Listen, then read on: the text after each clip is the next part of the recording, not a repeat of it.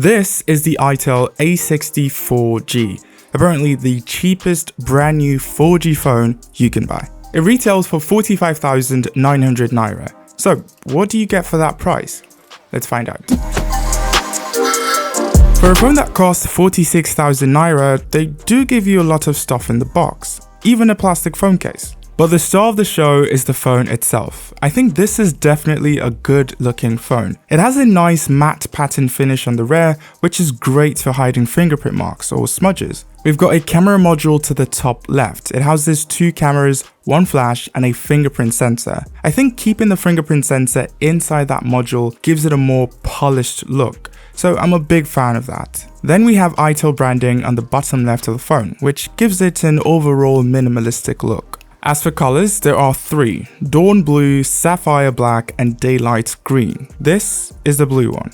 At the top of the phone, you find the headphone jack. At the bottom, you see the mic, micro USB port, and the speaker. On the right side, you'll find the power and volume buttons, and on the left, you find the dual SIM and micro SD card tray. This has support for 2 4G nano SIMs. It's safe to say 4G is the A60's thing. Its predecessor, the A58, only supported 3G. So with 4G, you get faster download speeds, more stable calls. I think that on its own makes it a worthy upgrade. Turning the phone around, you notice that they went with that familiar teardrop notch, which is definitely fine for this price point, and we can say the same thing about the bezels. It's fine. As for the display, it's 6.6 inches, so big enough. Its resolution is 720p, and it's an LCD panel. I felt the display looked fine. I watched some YouTube videos on it. Surprisingly, you can watch videos at 1080p on YouTube, and I thought the quality was good. It was sharp and colors were okay. And if you were wondering, the refresh rate is 60 Hz. I want to talk about software for a bit. It's running Google's Android 12 Go edition, but I specifically wanted to mention how nice it looks. I like the new notification drawer, also how the UI matches the color of your wallpaper.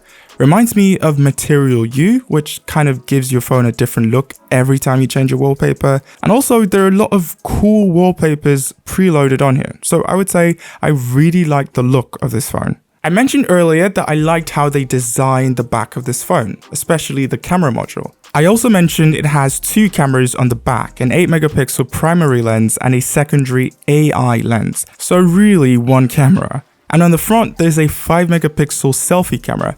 And I would say with decent sunlight, it's fine. Cameras usually are not the best at this price point, so it's just about what I expected.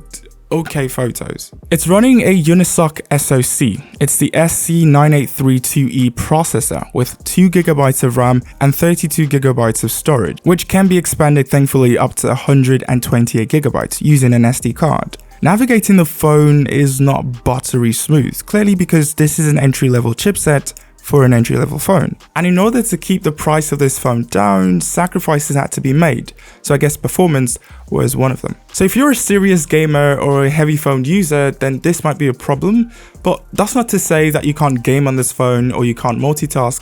You can play some light 2D and 3D games. You can also have a couple apps open at the same time. But one tip I'll give is to make sure to have enough storage on your phone. Get an SD card, maybe even 128GB, because the more space you have, the better your phone will perform. But even with that, you should still expect that while navigating the phone, opening apps, changing the wallpaper, for example, everything takes just a little bit longer. But this wouldn't be a problem for those perhaps getting their first phone, like your kid or your elderly grandparents, because they're not heavy phone users. So I still think that this is what you get, an entry-level budget phone. So for $70 or 45,900 naira, this is the most affordable, brand new 4G smartphone in 2023. Or at least for now. So should you buy this phone? Well, like I said earlier, if you're a heavy gamer or a heavy phone user, then obviously this isn't for you. And in fact, I think you should up your budget a whole lot. But if you need a phone with really good battery life, a nice enough display, a camera to take photos every once in a while, you're fine with a little delay when opening apps, and I think more importantly, you're on a tight budget, I don't think there's a better phone for 46,000 naira. But yeah, those are my thoughts on the Itel A60. Thank you guys for watching, and I'll see you when you see me.